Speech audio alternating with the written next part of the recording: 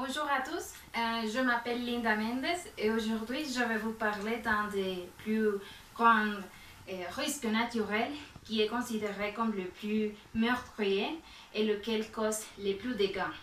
Bon, il s'agit de tremblements de terre. Mais tout d'abord, commençons par définir ce qui est un tremblement de terre, parfois appelé séisme.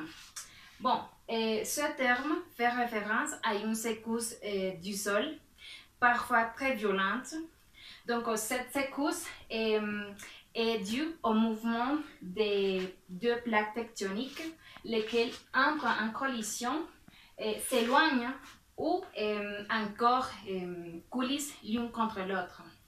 Aussi, vous devez savoir que, par exemple, quand le sol entre les deux plaques tectoniques est fragile, il se forme une faille qui est une sorte de fissure dans la roche.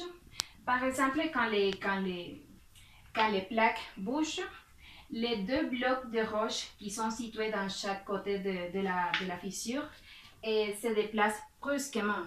Alors, les ondes du choc se dispersent à la surface de la Terre et celle-ci se met à trembler. Le séisme est donc un mouvement de la faille qui provoque une vibration que c'est ce qu'on connaît comme le tremblement de terre qui génère des dégâts qui sont très cruels. Cependant, il faut savoir que ces catastrophes sont tout à fait naturelles. Pourquoi? Parce que ça c'est le fonctionnement normal de notre planète.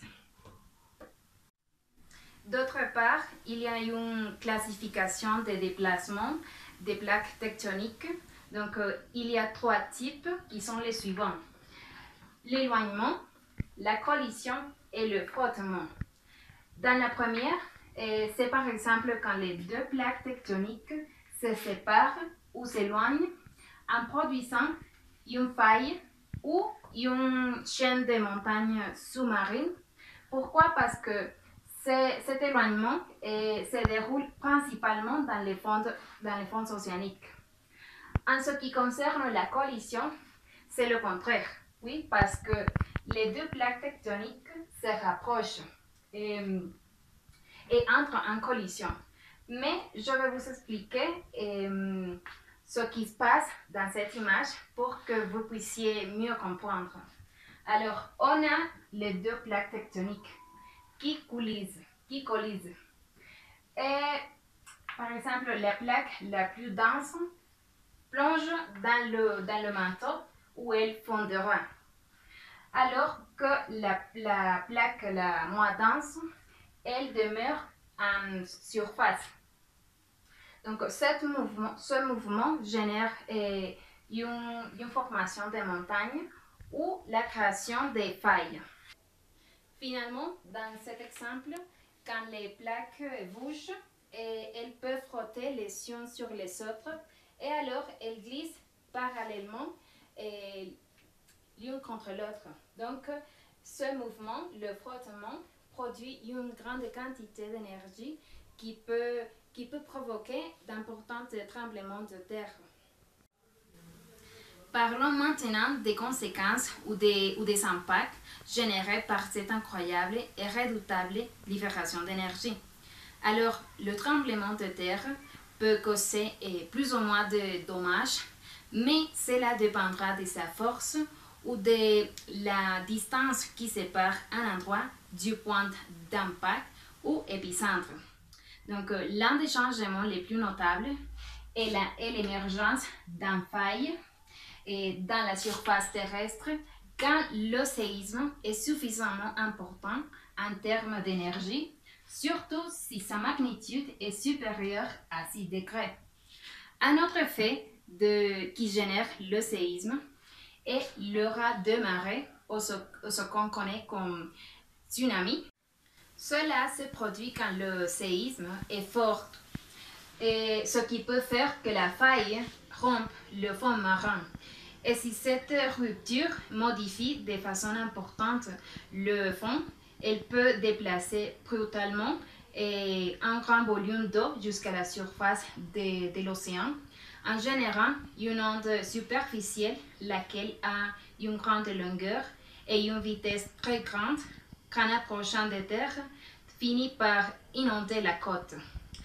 Cependant, ce ne sont pas les seuls effets générés par les séismes, mais aussi des incendies, des pannes de courant, des personnes blessées, des dommages aux bâtiments ou des mouvements gravitaires comme les glissements de terrain parce que le passage de l'onde sismique fragilise le milieu qui peut être déstabilisé aussitôt. Mais savez-vous comment vous protéger pendant une secousse? Bon, je vais vous donner quelques recommandations ou conseils à tenir compte pendant le tremblement de terre. Par exemple, si vous êtes à l'intérieur, il faut que vous trouviez un abri près d'un mur porteur ou sous des meubles solides.